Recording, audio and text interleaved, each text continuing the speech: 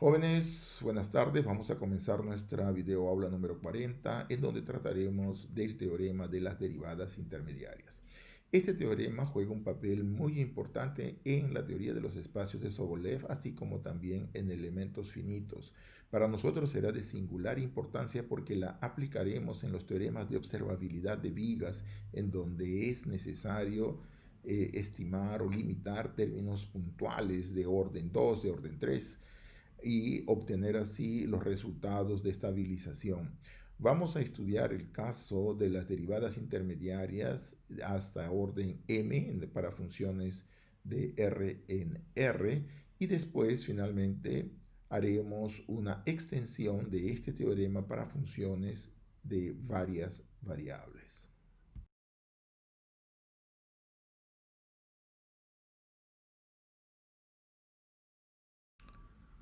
Muy bien, el teorema de derivadas intermediarias consiste en dar una respuesta a la siguiente pregunta. Si yo tengo una función que pertenece al LP, verificando que la enésima derivada también está en LP, ¿en qué espacios se encuentran las derivadas intermediarias? O sea, la primera derivada, la segunda derivada, la derivada de orden m-1. En esta aula vamos a probar de que estas derivadas intermediarias, todas ellas pertenecen al LP. Esto significa que el espacio formado por las funciones f que están en LP, cuya enésima derivada también está en LP, verifica la siguiente identidad, o sea, de que omega es igual al espacio de Sobolev WMP.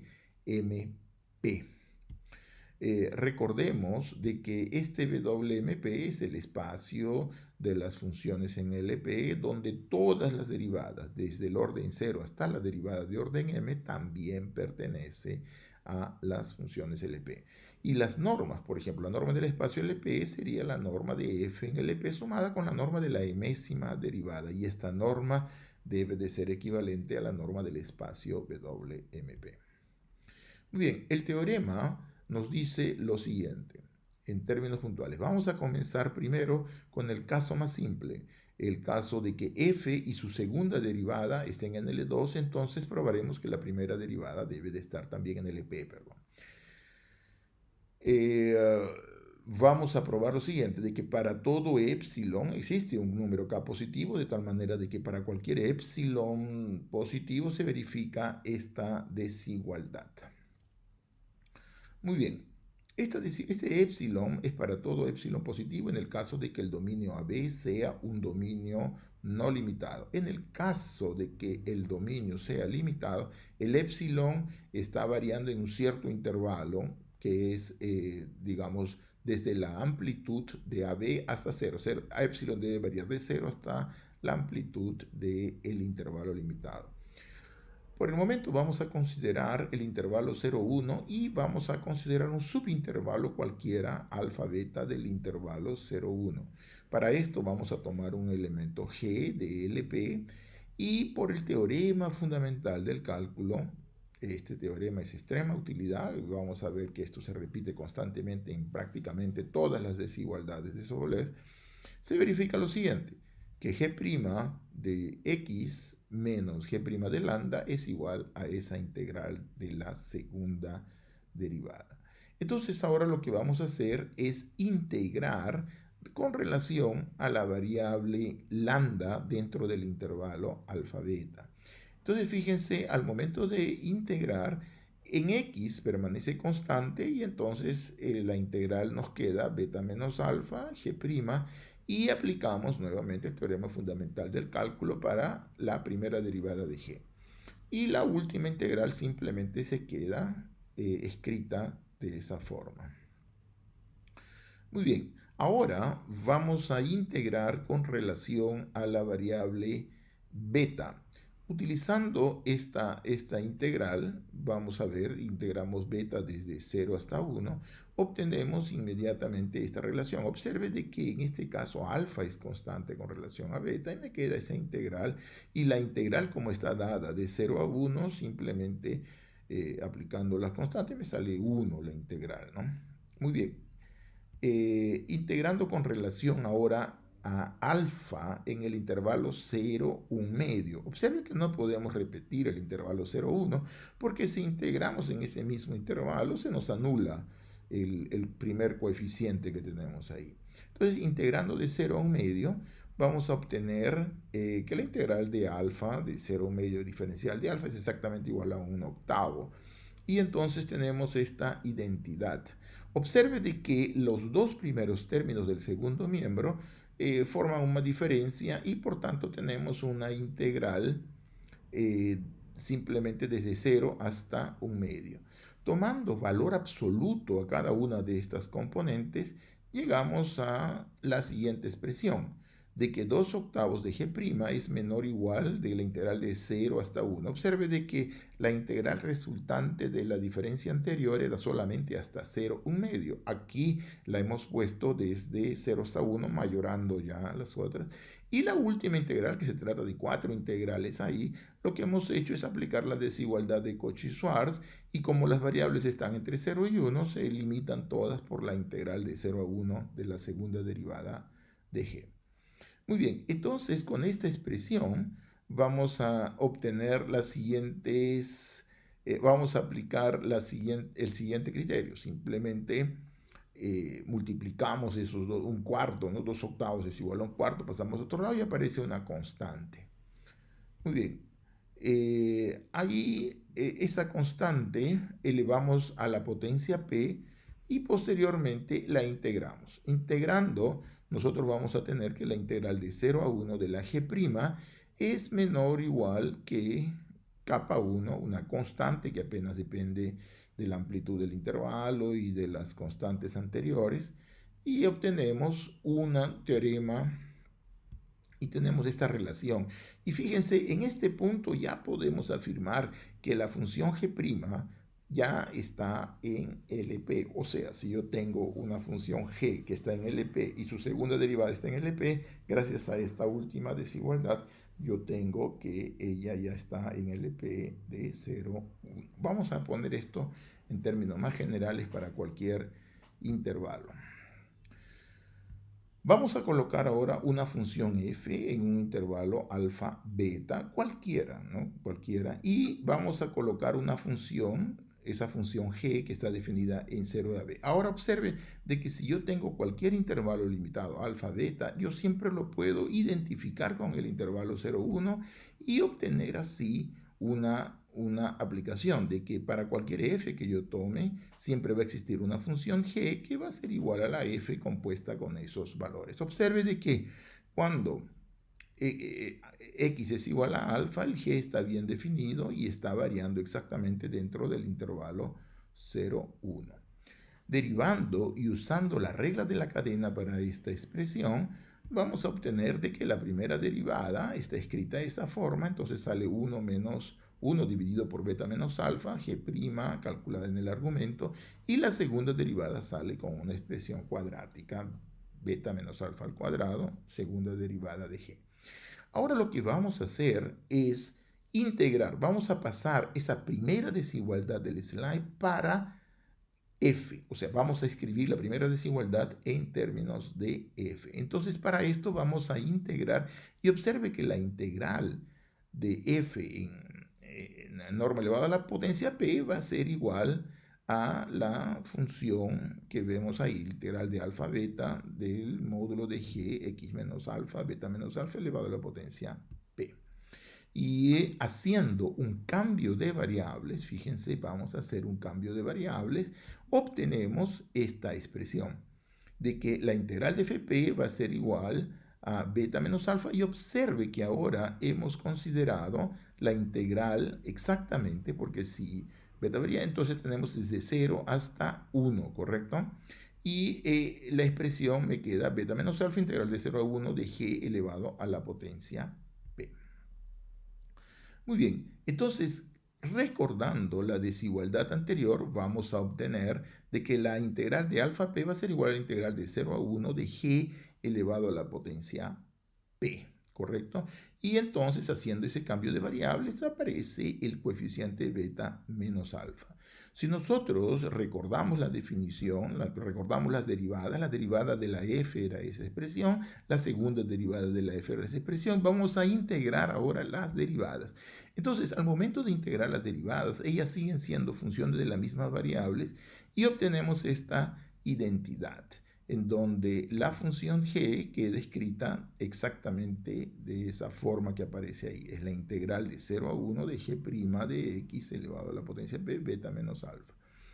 Y la segunda derivada, observen, aparece beta menos alfa, integral de 0 a 1, g segunda derivada de la potencia p dividido por beta menos a al cuadrado. De donde vamos a obtener estas expresiones. Fíjense que la integral de alfa beta de f elevado a la potencia p es beta menos alfa integral de 0 a 1 de g elevado a la potencia p. Análogamente, vamos a obtener integral de alfa beta de la primera derivada igual a beta menos alfa igual a esas integrales. Y ahora vamos a resumir esto en la siguiente expresión. Vamos a simplificar la integral de f elevado a la potencia p. Se escribe como beta menos alfa integral de 0 a 1 de g elevado a la potencia p. La integral de la derivada, observe, en el denominador beta menos alfa está elevado a la potencia p, entonces nos aparece ese coeficiente, beta menos alfa elevado a la 1 menos p, integral de 0 a 1 de g' elevado a la potencia p, y análogamente para la segunda derivada.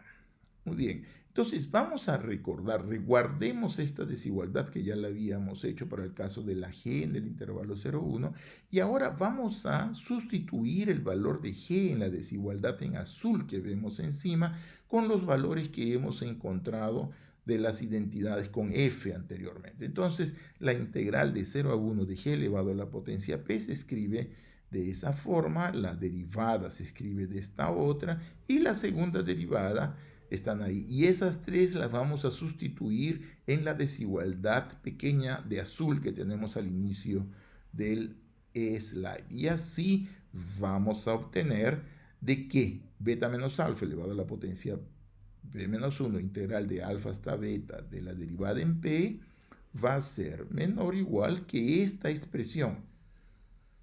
K1 beta menos alfa elevado a la potencia menos 1 integral de alfa beta de f elevado a la potencia p sumado con una constante K1 beta menos alfa 2p menos 1 integral de alfa hasta beta de la segunda derivada de f a la potencia p.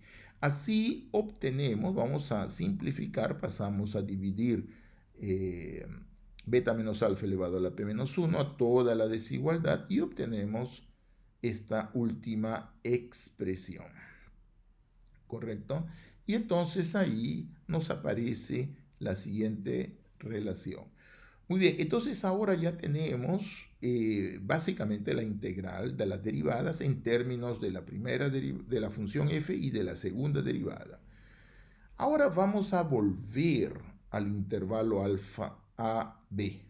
Y para esto lo que vamos a hacer es subdividir estos intervalos en intervalos minúsculos que van a ser los subintervalos alfa, beta. Entonces aquí, por ejemplo, en todo este intervalo vamos a subdividirlos en partes iguales, ¿correcto? M términos, de tal manera que un término genérico sea alfa i y el siguiente sería alfa i más 1. Y toda esta partición es constante, por tanto, la diferencia de estos elementos, de estos puntos de esta partición es siempre constante e igual a un número epsilon. El inicio del intervalo va a ser A, que lo vamos a denotar como alfa 0, y la parte final del intervalo va a ser el intervalo B igual a alfa m. Muy bien, entonces aquí aplicamos la relación para alfa igual a alfa 1 y beta igual a alfa i más 1. Y entonces aplicamos y vemos que la diferencia es exactamente epsilon elevado a la menos p, y en el otro lado tenemos K1 epsilon elevado a la p, donde va la integral desde alfa i hasta alfa i más 1. Ahora fíjense, tomando sumatorios, vamos a sumar la integral de cada uno de estos subintervalos desde 0 hasta n menos 1. Entonces me va a dar la integral desde a hasta b de la derivada de f menor o igual que k1 epsilon elevado a la menos p integral de a hasta b de f más k epsilon elevado a la p integral de a hasta b de la segunda derivada de f elevado a la potencia p. Y es esto lo que prueba el resultado. O sea, nosotros calculamos la integral en términos, la integral de la primera derivada de f elevado a la potencia p en términos de la integral de f a la potencia p y de la segunda derivada. Por este motivo, este teorema se llama integral o se llama el teorema de las derivadas intermediarias, ¿correcto? Y esto prueba este teorema. Muy bien, vamos entonces ahora a demostrar unas desigualdades de interpolación. El corolario es el siguiente. Si f es una función que pertenece a LP tal que su segunda derivada también pertenece a LP en el intervalo AB y este intervalo es no limitado, entonces existe un K para el cual vamos a tener esta desigualdad de interpolación. O sea que la integral de la derivada de f, ¿no? La norma de la derivada de f es menor o igual que una constante, la norma elevado a la potencia 1 medio de la segunda derivada por la norma a la potencia 1 medio de la función f. Muy bien, ¿cómo se demuestra esta desigualdad de interpolación? Bueno, vamos al teorema. El teorema nos decía que el teorema de las derivadas intermediarias verifica esa desigualdad para cualquier epsilon que yo tome. Como el intervalo es infinito, yo puedo tomar un epsilon cualquiera y voy a tomar el epsilon como siendo ese cociente. Al momento de tomar este cociente, observen que como el epsilon está invertido en la primera parte y el epsilon se mantiene signo positivo en la segunda parte, en el exponente, encontramos de que la integral de a hasta b de la derivada de f nada más es lo que dos veces, porque en cada uno se va a repetir ese mismo producto de la integral de interpolación, o sea, de la norma de f segunda derivada p elevado a la 1 medio, ¿no?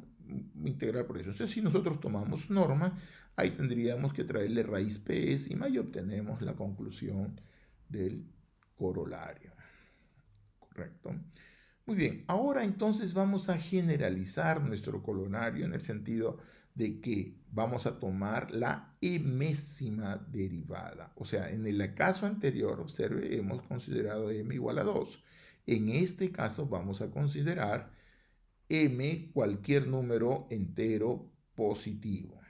Muy bien, entonces el teorema se expresa de la siguiente manera. Si yo tomo la integral de la derivada iésima de mi función elevado a la norma p, entonces ella va a ser menor o igual que k epsilon a la m menos i. Observen la relación entre el orden de la derivada mayor y la derivada intermediaria, multiplicada por la integral desde a hasta b de f elevado a la potencia m, ¿no?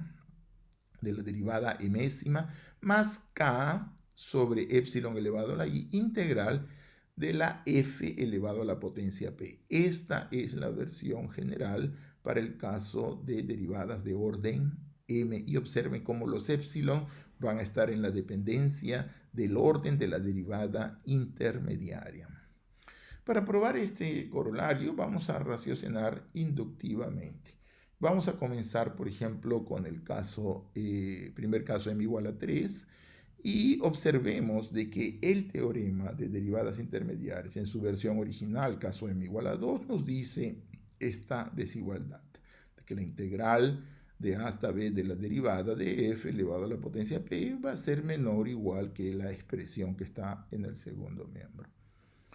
Muy bien, tomamos f' en el lugar de f. Si tomamos f' en el lugar de f y tomamos epsilon igual a delta, vamos a obtener que la segunda derivada elevada a la potencia p va a ser menor o igual que la integral de la primera derivada a la potencia p más k1 delta, la tercera derivada en la potencia p. Observe que aquí ya está entrando en juego la tercera derivada Y entonces para probar el teorema de derivadas intermediarias, lo que tenemos que hacer es sustituir esa derivada de f que nos aparece en el segundo miembro de la desigualdad por la expresión anterior que nosotros tenemos del teorema de derivadas intermediarias para el caso de m igual a 2.